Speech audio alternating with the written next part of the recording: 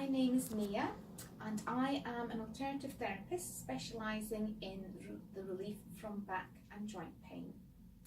Now, one of the methods that I use to address these issues is called the Dorn method, and that method corrects misalignments in all the joints and all the vertebrae of the spine, realigning the whole body, bringing harmony back to the natural healing mechanisms and relieving the body from pain.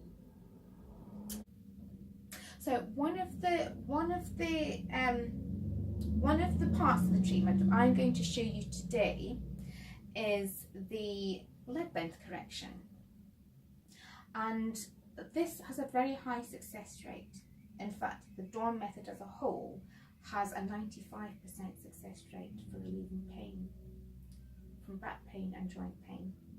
So the leg length correction today is about relieving pain from the lower back, which is the highest referral rate in health services today. So the leg length, I'm just going to show you by demonstrating here on the lovely Sue that our leg lengths can go out very easily throughout the day. Just what we're doing, whether we can cross our legs. When we cross our legs, our femur comes out of the hip, and sometimes when you straighten up our leg, it doesn't go back in. So when it doesn't go back in, sometimes it gets pushed down the way from the pelvis, and that can tilt the pelvis out. It can tilt it up, and then we end up walking slightly at an angle, and so we don't realise it sometimes. We just feel a bit off, and then we start feeling a bit niggly in the back. So we're going to demonstrate on Sue three simple processes to realign the leg length and relieve lower back pain. Right, is your legs up, Sue? This is the first part of the treatment. So we're just going to raise Sue's legs up. This is what we do to see exactly how far out the leg length is. And I put my thumbs on the ends of Sue's heels, and I can see by bringing them together that Sue's leg length is out probably by a centimetre. And so we're just going to drop let your legs go down to the bed very gently, very gently. And that tells me that Sue's out of alignment, and her pelvis is probably tilted or slightly higher. So we're just going to realign Sue's leg length. And how we do that is with the longer leg. We start with the longer leg, and what we do is, so I'm just going to bend your leg up to 90 degrees. So we're going to bend Sue's leg up 90 degrees, because 90 degrees is the natural position that joints go back in naturally. So we have Sue's leg up at 90 degrees. I take the flat of my hand, I put it on Sue's hip, and I just press very gently on the hip, and I drop the leg down to the bed. And I do that a few times with Sue. I will then check Sue's knee, make sure that's in position, which we have done, and I will also then check the ankle and make sure that the ankle is in alignment. Then what we do is, once we have all the joints aligned, we then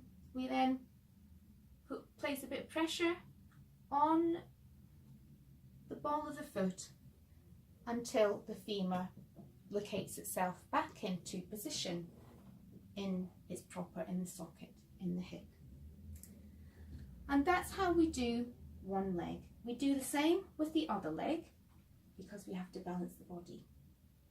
And then once we've done that, and we make sure that the leg length is aligned and corrected, we then have to make sure that Sue's pelvis is correct. And what I mean by that is it is level.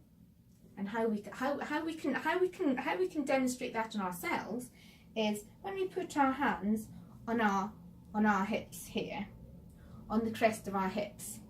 When you look at me, you can see that both hands are level. Sometimes when someone's hip or leg length is out, one of the hands will be slightly higher than the other, and that's how you'll know that the pelvis is out of alignment. Right, so at the moment we have Sue facing the bed. We're going to correct her pelvis, because as you can see, when I place my thumbs in the crest of her hips here, we can see that one of my thumbs is higher than the other. My right side is higher up than my left, which tells me that this side of the pelvis has been raised, it's been pushed up through the leg length being out of place. So we're going to correct that.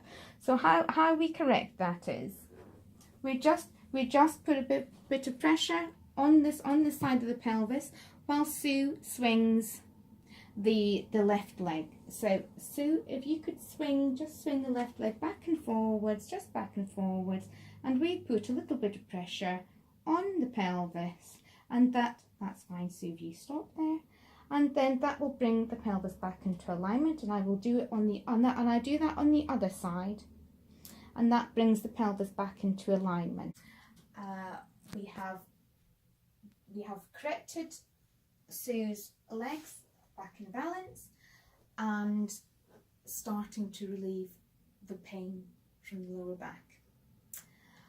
This, I would like to say, this was purely a demonstration of correcting leg length, and should not be attempted at home and only undertaken by a qualified Dorn therapist. So if sciatica or lower back pain has been affecting you, affecting your day-to-day activities, then the Dorn method may be something that you would like to try. And if so, I would be happy to discuss these issues with you and see what I could do to help.